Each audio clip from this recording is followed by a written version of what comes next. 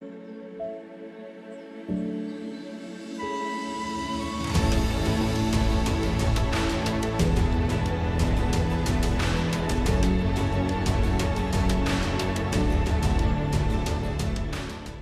diketahui bahwa yang menjadi tuan rumah SPD malam ini adalah Mahawiara Buddha Manggala Balikpapan.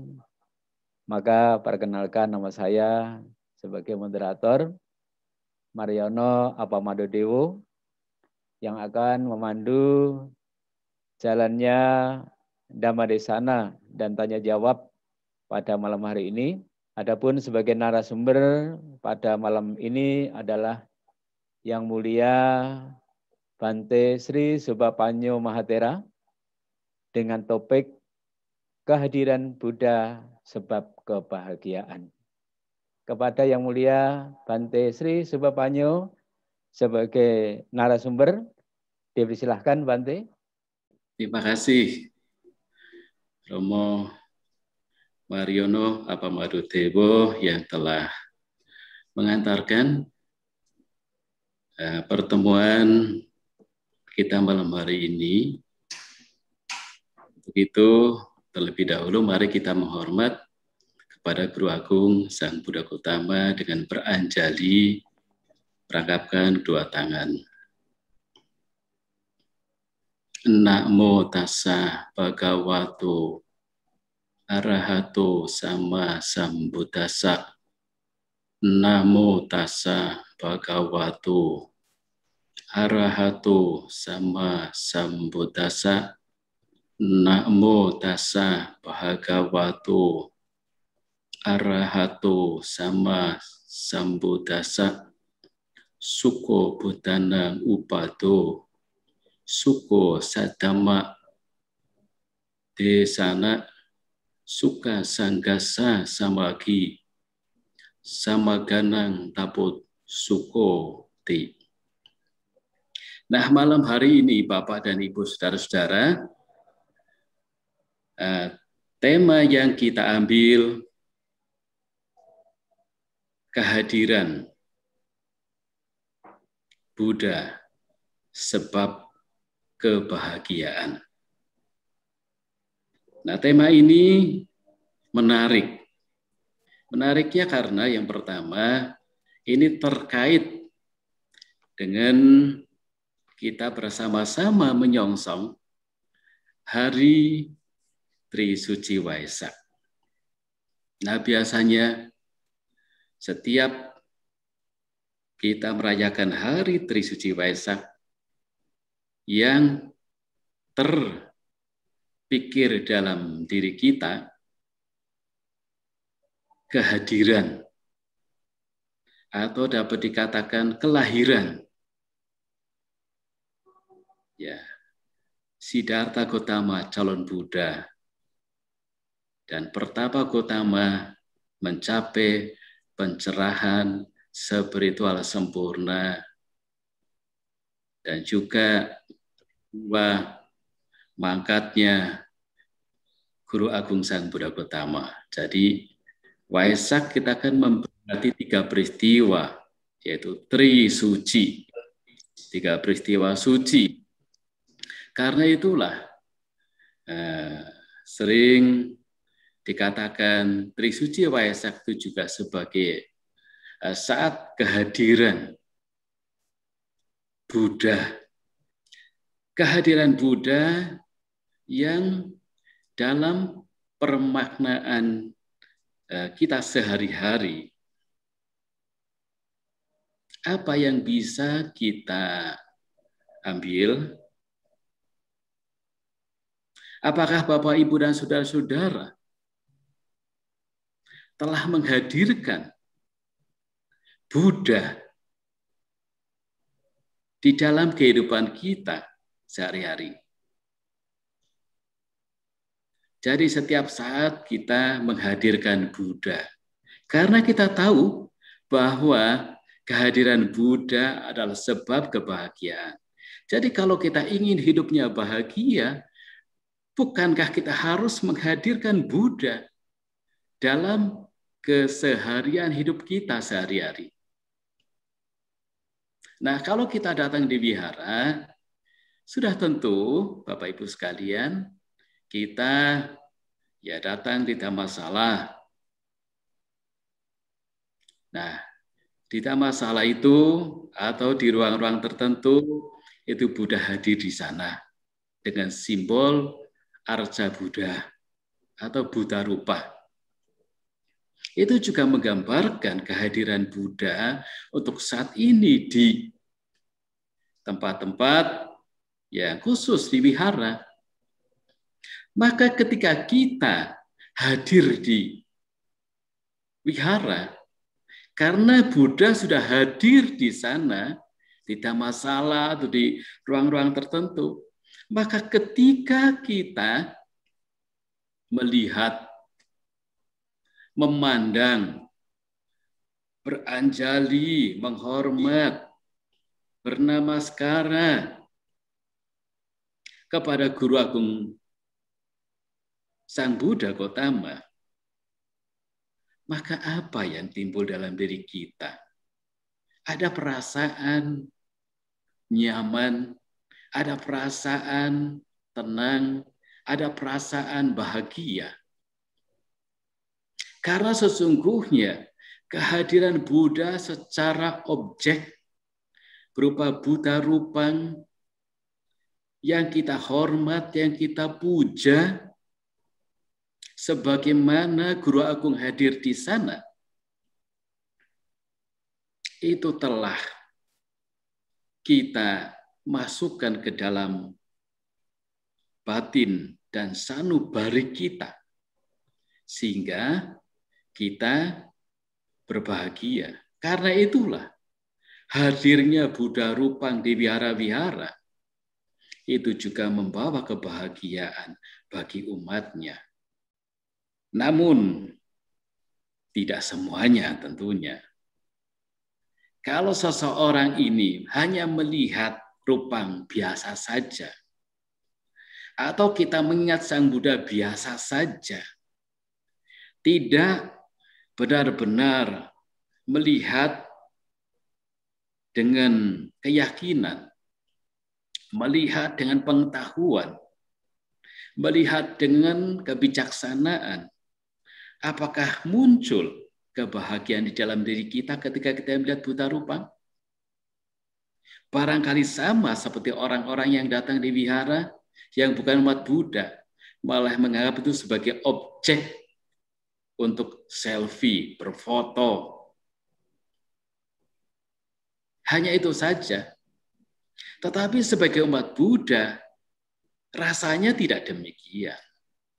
Ketika kita melihat rupang Buddha di altar, kita begitu hadir di ruang itu, kita menghormat, rasanya timbul nyaman, tenang, dan bahagia. Itulah maka kehadiran Buddha sekalipun hanya rupang Buddha menjadi sebab kebahagiaan. Sudahkah Bapak, Ibu, dan saudara-saudara sekalian, ada yang pernah mengalami begitu bergetar rasanya melihat patung Buddha? Rasanya senang, rasanya bahagia, rasanya tentram. Atau juga mendengar kata Buddha rasanya bergetar.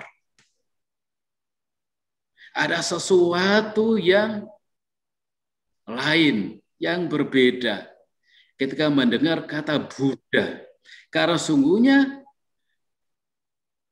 nama Buddha itu bukan nama biasa. Buddha itu bukanlah orang. Memang yang menjadi Buddha itu adalah manusia. Tapi Buddha adalah seseorang yang telah mencapai pencerahan sempurna oleh diri sendiri. Dan beliau adalah orang yang sadar, yang bangun, orang suci. Karena kita begitu respect kepada Buddha sebagai orang suci, inilah sebab kebahagiaan yang begitu besar sekali yang bisa kita rasakan di dalam keseharian hidup kita. Ini hal yang sederhana. Sudahkah ibu bapak sekalian menghadirkan Buddha ke dalam batin kita? Tidak hanya kita melihat rupang Buddha, kemudian kita melakukan secara tradisi, tetapi benar-benar Buddha menjadi kunci kebahagiaan kita karena kita bisa menghadirkan Buddha di dalam kehidupan kita sehari-hari. Kalau kita bisa menghadirkan Buddha dalam batin kita dan tidak hanya dipelihara saja, tetapi kita juga membawa kemana saja, terutama ke rumah kita, dengan merenungkan kata Buddha atau nama Buddha, maka tentunya akan menambah kebahagiaan hidup saudara di rumah. Tidak hanya sekedar punya altar di rumah bagus. Tapi kalau punya altar itu tidak mendatangkan kebahagiaan di dalam, maka altar rupang Buddha di rumah itu belum menghadirkan ke dalam diri kita. Sudah hadir di rumah, bagus. Bisa sebagai objek untuk melatih dengan memberikan penghormatan, puja, lalu kemudian juga objek meditasi. Nah itu. Terus itu dipakai sehingga itu akan menghadirkan Buddha ke dalam diri kita. Sehingga kita akan berbahagia. Mari kita hadirkan Buddha ke dalam hidup kita, ke dalam batin kita. Karena kehadiran Buddha merupakan sebab kebahagiaan. Memang Guru Agung Sang Buddha sudah lahir ke dunia dan sudah sangat lama. 2.600 tahun yang lampau. Dan beliau sekarang sudah mangkat parinibbana. Dan kita hidup di zaman sekarang yang jauh waktu lamanya dibandingkan dengan masa hidupnya, hadirnya Buddha di tanah India. Ya, di tanah India karena Sang Buddha Gautama itu lahir di India. Kita ada di sini. Tapi bukan berarti jaraknya waktu itu kita tidak bisa menghadirkan Buddha di dalam hidup kita yang membuat kita hidupnya berbahagia. Nah, pernah Bapak Ibu Saudara sekalian membaca di mana setelah Guru Agung Sang Buddha mencapai penerangan sempurna dan berjalan dari Buddha ke Gaya, bertemu dengan siapa? Seorang pertapa kelana, namanya Upaka. Upaka ini adalah orang yang pertama sekali bertemu Sang Buddha, dan pada waktu itu pertapa ini sebenarnya tertarik menyapa Sang Buddha dan bertanya, apakah engkau yang wajahnya tenang, bersih, dan terlihat agung, seorang yang telah meninggalkan kehidupan tanpa rumah, keduniawian maksudnya, Anda dibimbing oleh siapa? Mengikuti ajaran siapa? Ini kata Upaka. Nah, itu berarti karena Upaka kagum melihat sosok Sang Buddha.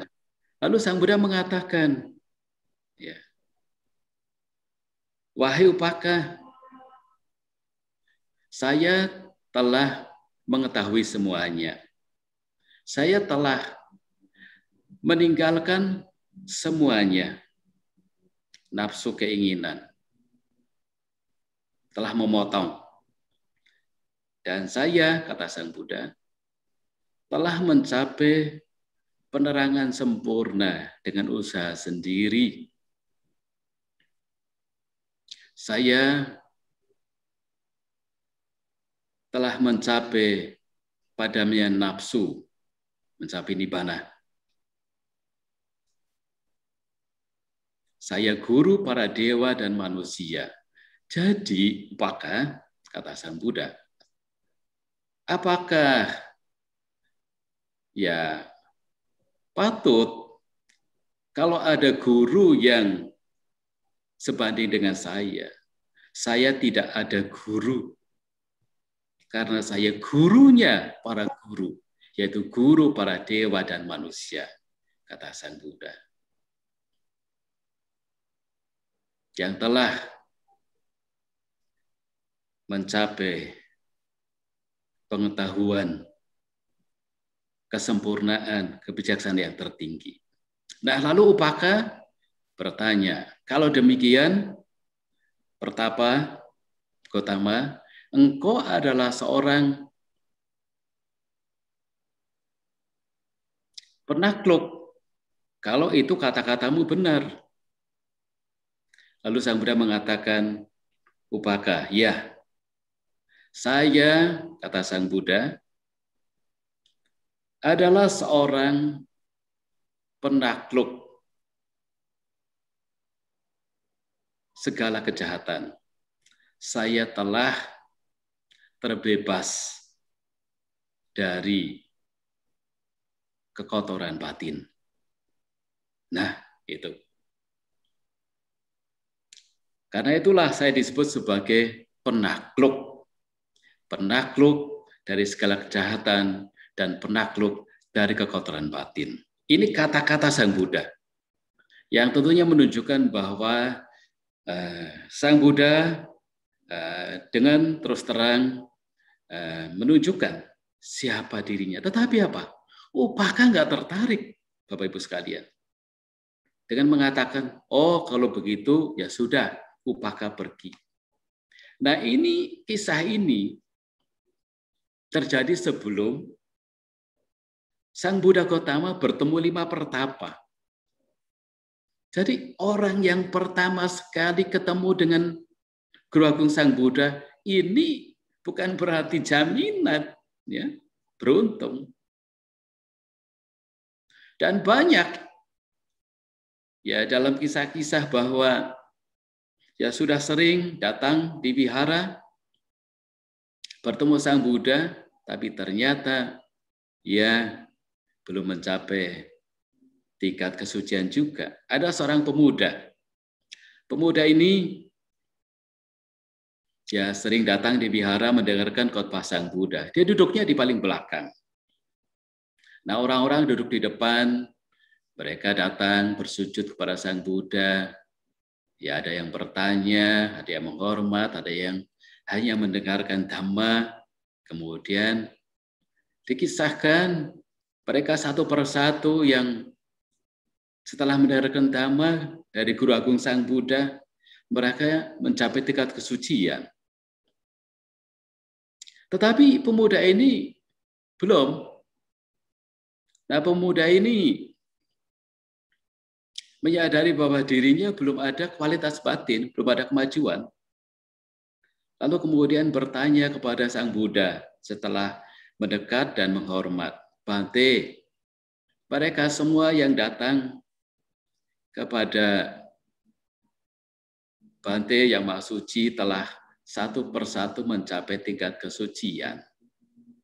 Kok saya belum mencapai ya Bante? Kata seorang pemuda ini. Lalu kemudian Sang Buddha itu dalam metode pembabaran dhammanya tidak selalu menggunakan ceramah-ceramah kayak sekarang, kayak ini. Tetapi dengan cara dialog. Lalu saling bertanya dan menyapa. Lalu Sang Buddha bertanya kepada pemuda. Mulai dari satu kalimat yang sederhana. wahai pemuda, engkau dari mana asalmu? Lalu pemuda ini menjawab, Bante, saya ini dari satu kota kecil, namanya Pawa. Pawa ini mungkin sekarang masuk daerah Pakistan kalau nggak salah itu. Ya. Lalu, oh kamu dari kota sana? Iya Bante. Lalu kamu bisa di sini? Itu bagaimana caranya bisa sampai di sini? Pemuda itu mengatakan, iya Bante, saya datang di sini sudah lama sekali, sudah puluhan tahun. Kalau demikian, kata Sang Buddha, wahai pemuda, tentunya engkau tahu jalan dong.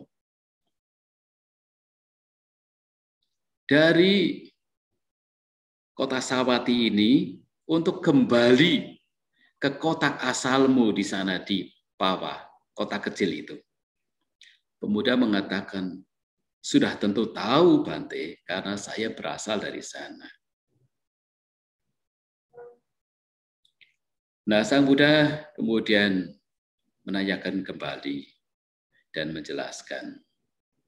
Demikianlah pemuda, kalau engkau ini tahu jalan kembali atau tujuan kota asalmu, tentu saja engkau bisa sampai tempat tujuan. Tetapi, kata Sang Buddha, engkau harus berjalan. Engkau harus punya rencana, punya tekad untuk berjalan dari satu langkah dan seterusnya dari kota Sawati, ya, terus berjalan sekian ratus atau puluh mil, tentunya engkau akan bisa sampai di tempat tujuan. Benar Bante. Nah, begitu pula kalau seseorang yang belajar Dhamma dan juga menggunakan pengetahuannya, latihannya, mempraktikkan Dhamma, nanti juga akan sampai di tempat tujuan. Nah, kenapa pemuda ini ya belum mencapai? Karena dia belum menggunakan Dhamma sebagai rakit untuk menyeberang dari satu seberang, ya sisi sini ke seberang di sana, yaitu menyeberangi kematian, alam kematian yang sukar diseberangi.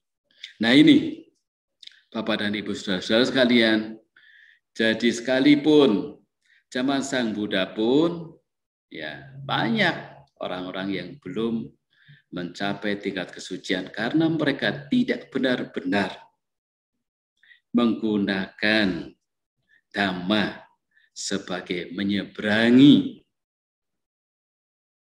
ya dari alam ini, ya dari tempat sini menyeberangi ke pantai seberang yang sukar diseberangi. Nah, kembali, jadi kehadiran Buddha itu tidak selalu dimaknai dengan hadirnya ketika beliau di India, beliau masih hidup di sana, tapi kehadiran Buddha juga bisa berarti kehadiran Buddha kita sekarang ini, di mana kita bisa ya menemui simbol-simbol Sang Buddha dan kita merasa senang, timbul kebahagiaan, dan menghadirkan Buddha di dalam hidup kita, di dalam batin kita. Nah, sekarang kalau Suko Buddhanang Upado saya sudah singgung, suka sadhamma di sana. Artinya pembabaran Dhamma merupakan sebab kebahagiaan. Nah ini menjadi pertanyaan kita semua. Nah, dalam hal pembabaran Dhamma, ya, apakah ini juga sudah benar-benar membuat kita bahagia?